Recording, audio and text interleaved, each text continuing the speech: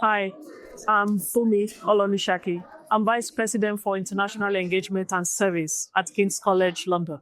I'm also Professor of Security, Leadership and Development at the African Leadership Center, which is located at King's, as well as in Nairobi, Kenya.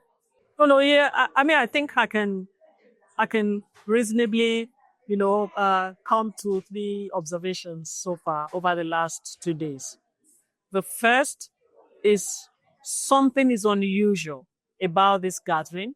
It's the first time, as far as I'm concerned, that the halls of ECOWAS or the auditorium of ECOWAS has been opened to an intergenerational community of non-state West African citizens, of course, some officials as well, in dialogue about the future of ECOWAS. And I think the occasion of 50 years of ECOWAS, celebrating 50 years of ECOWAS, really has allowed us to do this in the very halls of ECOWAS.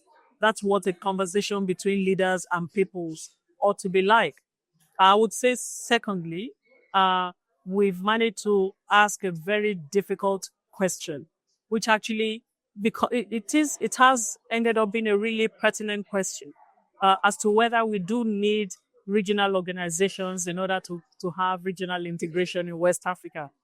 And finally, I think the debate itself, the format, which allows people to just really speak to the question, take a position, and have a true debate about why they take a position, the position they've taken on this question. It allowed for an open and frank exchange, which has led to one conclusion, that ECOWAS is necessary for regional integration, but it needs to meet and make pace with the ambitions of the people, especially people of who will lead and be the West Africans of the future.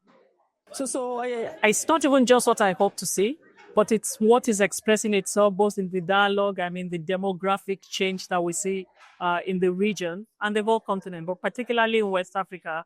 West African youth hope to be represented and attended to differently in a region in which they can move around seamlessly, digitally and physically. That is very obvious. And I think West African youth have moved at pace in terms of the transnational, building a transnational understanding and engagement that takes them to be more successful and more progressive people. And so what I hope to see is an ECOWAS that responds to the needs of the future leaders of West Africa. At this moment, the average age is 18 years. And in West Africa, where we have 470 million or so people, more than 60% of those people are, young people. I want an ECOWAS that is able to respond to them and meet their pace in the future, in the very near future.